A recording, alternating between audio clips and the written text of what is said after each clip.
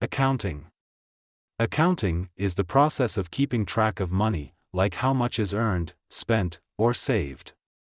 It helps people understand where their money is going. My dad uses accounting to see how much money he spends each month. My dad uses accounting to see how much money he spends each month. In accounting, people keep records to make sure they know their income and expenses. In accounting, people keep records to make sure they know their income and expenses. Our school's accounting team makes sure all the money is used properly. Our school's accounting team makes sure all the money is used properly.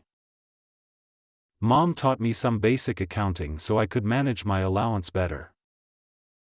Mom taught me some basic accounting so I could manage my allowance better.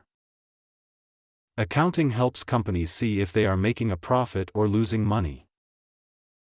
Accounting helps companies see if they are making a profit or losing money.